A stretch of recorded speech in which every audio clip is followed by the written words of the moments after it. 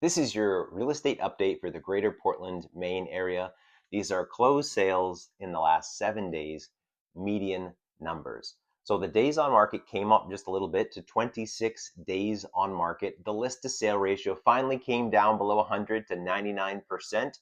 Your sold price jumped up to $499,000. The average 30-year fixed interest rate came up just a little bit to 6.09%, and US inflation a tick above 2.6%.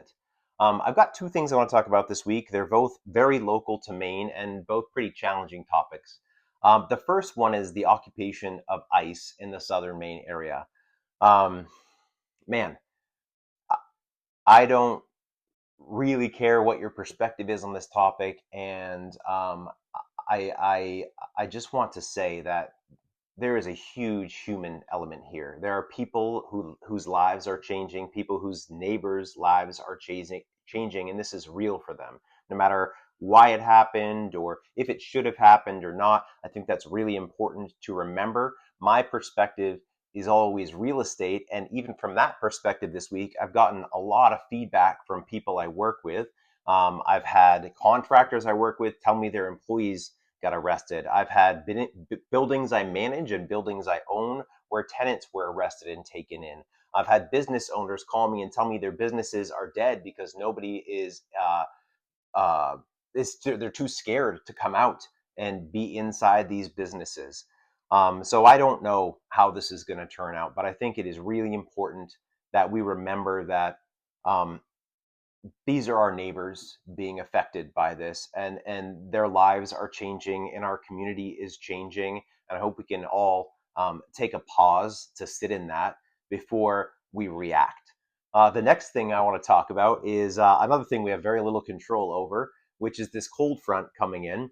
I'm sure you know we're about to get really cold weather this week, and I just want to give you a couple of tips. If you haven't already done these things, hopefully they're helpful for you. So the first one, how to prep your property, is make sure you leave your faucets at a trickle, especially in rooms in the house that are far away from maybe the central area you're heating the most. Make sure you leave all the cabinet doors open so the heat is getting in there from the rest of the house. Another one is, if you can, have a source of backup heat. And this is especially for areas where you have pipes, if you lose your primary heat, and places obviously where your living space is. And then probably the most important and personal one for me is, if you do have a generator and you end up using it, make sure you have a carbon monoxide and that has battery backup.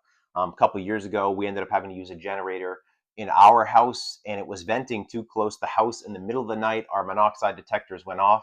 Thank God. I can't even imagine what would have happened if we had not had those and they didn't work.